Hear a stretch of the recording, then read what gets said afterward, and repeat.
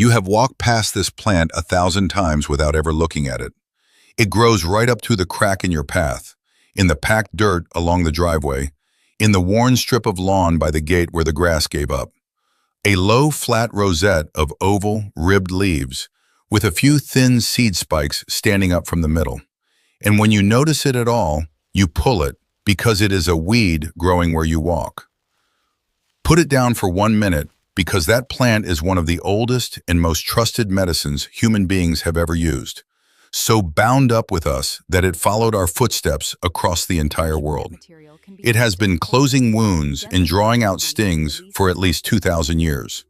Its seeds come from the same family as the fibers sitting in the medicine cabinet in half the homes in the country. And the very fact that it chose that trampled spot by your path is a message about your soil that most people never learn to read. This is plantain, and let me show you what you have actually been stepping on. First, clear up the name because it confuses everyone. This is not the banana-like plantain you fry for dinner. That is a completely different plant. This is broadleaf plantain, a low green rosette that grows in lawns, driveways, sidewalk cracks, and footpaths all over the world. And it is one of the most successful plants on earth precisely because it loves the ground we create. It thrives in compacted, trampled, hard-packed soil, the exact places nothing else will grow, which is why you find it along paths and not in the middle of a soft flower bed. And that habit gave it one of the most telling names in all of botany. When European settlers arrived in North America, plantain arrived with them, in their soil and on their boots, and it spread wherever they walked, springing up along every new trail and settlement. The native peoples who watched it appear called it, simply, white man's footprint, because the plant showed up exactly where the newcomers had stepped. It is a plant that has been following human beings, quite literally, for thousands of years. So why did people carry it with them in the first place? Because for most of human history, plantain was a plant you did not leave home without. It is one of the most widely used wound and skin remedies in the entire record of folk medicine, known across Europe, Asia, and the Americas. And its most famous use is one you can still try in your own backyard. Crush or chew a fresh leaf into a rough green paste. Press it onto a bee sting, a mosquito bite, a nettle burn, or a small scrape. And it has been used for centuries to calm the sting, ease the swelling, and soothe the skin. It was the original field dressing, the thing you reached for when you were far from anything else, which is why it earned folk names like soldier's herb and nature's band-aid. The leaves carry natural compounds that traditional healers valued for exactly this, and the young leaves are edible too, a slightly bitter green when small and tender. And here is the part almost nobody connects. Those little seed spikes standing up from the center of the plant are heavy with seeds from the plantain family, the very same family that gives us psyllium, the gentle fiber that fills the bulk laxative products sold in every pharmacy. So the plant you have been treating as a nuisance in your driveway is a first aid kit, a wild green, and a fiber source, all growing for free in the one spot nothing else wanted. And its usefulness reaches past your own household.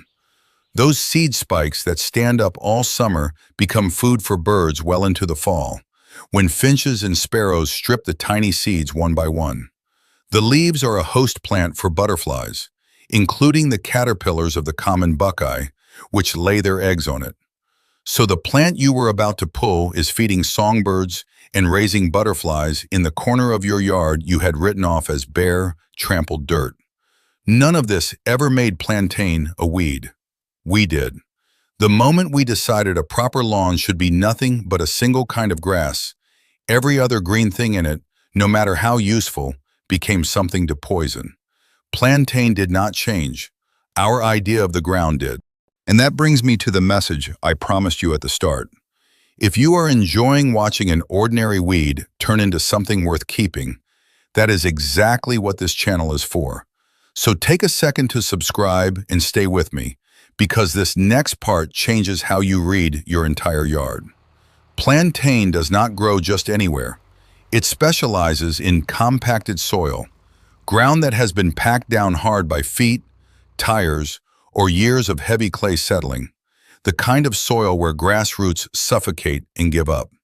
So when you see plantain taking over a strip of your lawn, it is not a random invasion. It is a reading. The plant is telling you, as plainly as it can, that the soil right there is compacted and starved of air. And like so many of these misunderstood plants, it is not just the messenger, it is the repair crew. Its roots push down into that hard ground and begin to break it open, pulling in air and water where none could get before. It shows up precisely where the soil is failing, and then it goes to work fixing it. So here is what you actually do, and pulling it on site is not the first move. If plantain has appeared in your lawn, read the message before you react.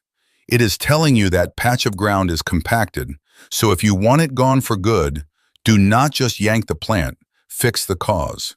Aerate the soil, relieve the compaction, and let healthier grass move back into ground that can finally breathe.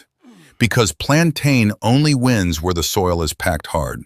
If you would rather work with it, you genuinely can. The young, tender leaves are edible, and the whole plant is useful. But follow the same firm rule that applies to any wild plant. Only ever harvest from ground you know has never been sprayed with herbicide or pesticide. Never from roadsides where the soil is full of runoff. And be completely sure of your identification first. For the classic sting and bite remedy, a crushed, fresh leaf pressed on the spot is a time-honored folk first aid. But treat it as exactly that. Folk first aid for minor, everyday stings and scrapes. It is not a substitute for real medical care. And anything serious, any deep wound, any sign of an allergic reaction means you stop and see a doctor.